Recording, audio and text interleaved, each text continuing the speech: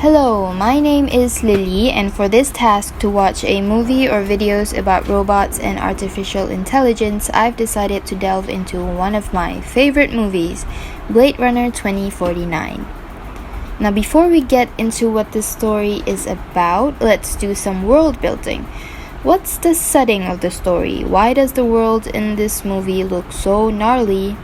And most importantly, what does Ryan Gosling play? Since it's a 10-minute video, I'll just give you a brief explanation of what happened. So in this movie, there are essentially two kinds, humans and engineered humans called replicants. Replicants are way stronger than humans and ideally more obedient. So in a way, replicants are man-made slaves. Every leap of civilization was built off the back of a disposable workforce. We lost our stomach for slaves, unless engineered. But turns out, equipping AI robots with feelings and the ability to think for themselves backfired. So in the far past, there was a rebellion led by the older model replicants. Now we can finally get back to the present. Blade Runner 2049 follows a newer model replicant called K, who is tasked to kill the older model replicants that rebelled against the company that made them. Now, the newer models are basically made to be extremely obedient.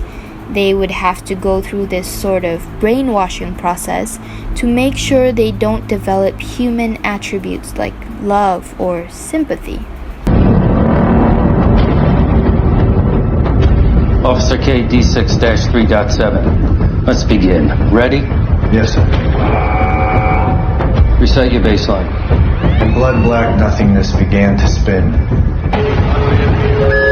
A system of cells interlinked within cells, interlinked within cells, interlinked within one stem. And dreadfully distinct against the dark, a tall white fountain played. Cells. Cells. Have you ever been in an institution? Cells. Cells. Do they keep you in a cell? Cells. Cells. When you're not performing your duties, do they keep you in a little box? Cells. Cells. Interlinked. Interlinked. What's it like to hold the hand of someone you love? Interlinked. Interlinked. Do they teach you how to feel finger to finger? Interlinked. Interlinked. Do you long for having your heart interlinked? Interlinked. Interlinked. Do you dream about being interlinked? Interlinked. What's it like to hold your child in your arms? Interlinked. Interlinked. Do you feel that there's a part of you that's missing? Interlinked. Interlinked. Within cells, interlinked. Within cells interlinked. Why don't you say that 3 times? Within cells, interlinked. Within cells interlinked. Within cells interlinked. Within cells interlinked. We're done.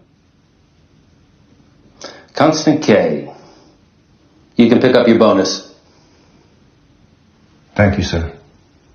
This alone poses an ethical question in the movie because K is tasked to hunt down his own kind. And you might think, isn't he a robot? Why would it matter? Well, he's an engineered human. Emphasis on the word human. So, if he really is devoid of any emotions, they wouldn't have to do the brainwashing thing. The reason why they do it is because there's a risk of feelings. Later on, we see that Kay goes home to an AI girlfriend.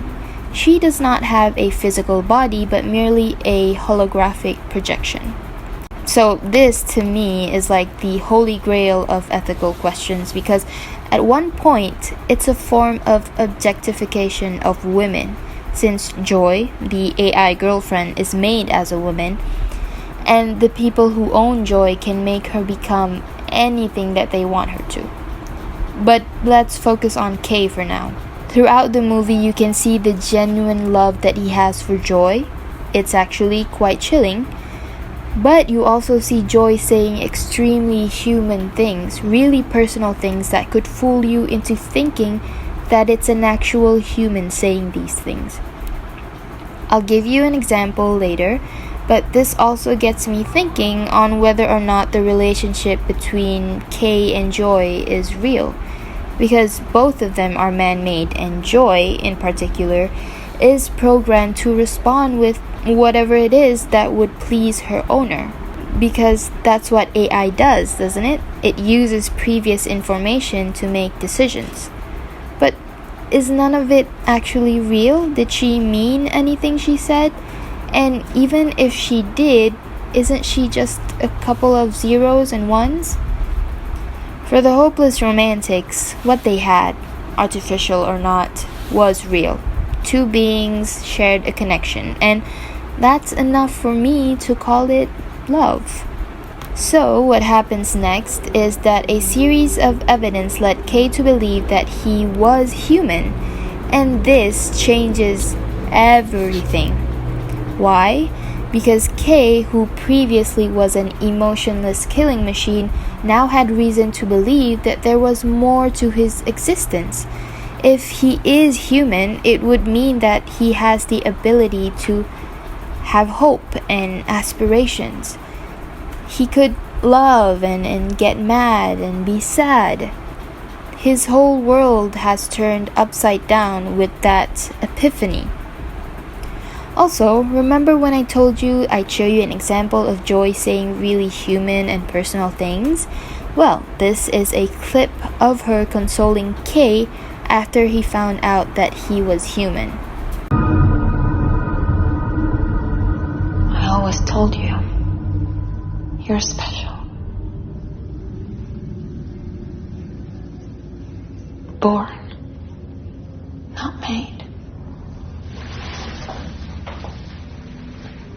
Hidden with care. A real boy now.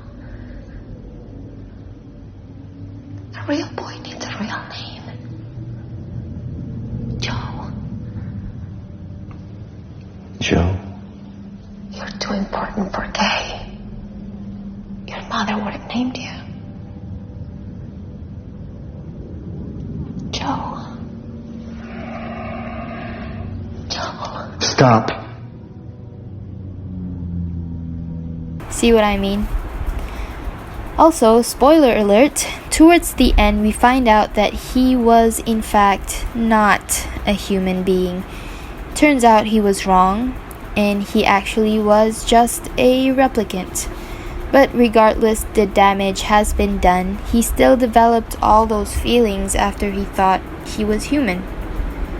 Another ethical question: do all these feelings exist because of Kay's newfound knowledge that he's human, or were they always there?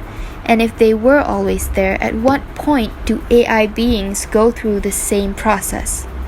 Highly exaggerated hypothetical, since it's nowhere near the AI that we have today, but with the rapid development that the modern world is going through, I truly believe that it's a valid question to ask.